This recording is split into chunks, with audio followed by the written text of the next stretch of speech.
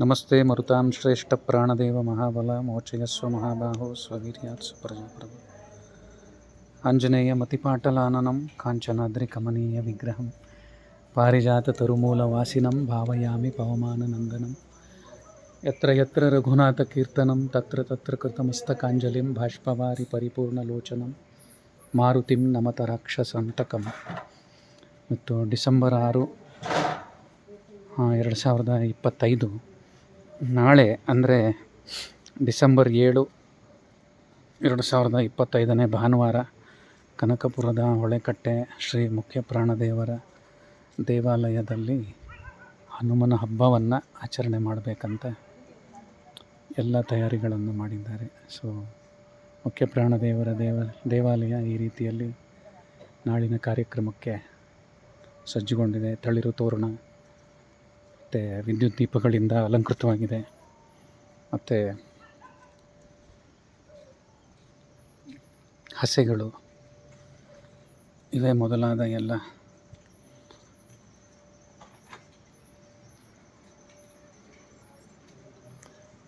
ಇದು ಧಾತ್ರಿ ಗಿಡ.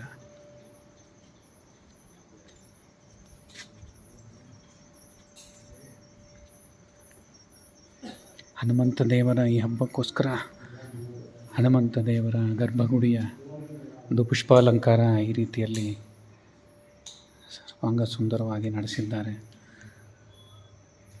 ಇದು ಹನುಮಂತ ದೇವರ ಒಂದು ಚಕ್ರ ಅಂತ, ಅಂದರೆ ಅದರಲ್ಲಿ ಹರಿವಾಯು ಸ್ತುತಿ ಚಕ್ರ. ಇದು ಮುಖ್ಯ ಪ್ರಾಣದೇವರ ಒಂದು ಸನ್ನಿಧಿ.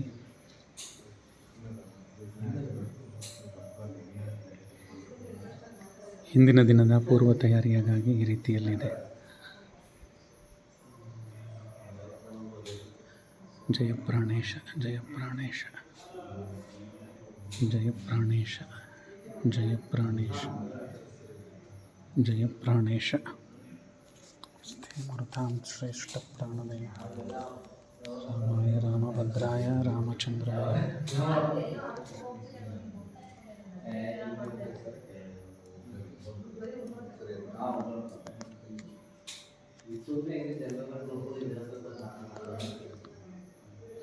ಭಕ್ತರು ಆಸ್ಥೆಯಿಂದ ಈ ರೀತಿಯಲ್ಲಿ ಹನುಮಂತ ದೇವರ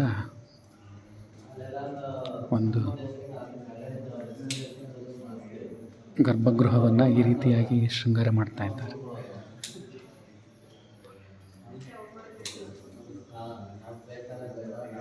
ನಾಳಿನ ಒಂದು ಕಾರ್ಯಕ್ರಮ,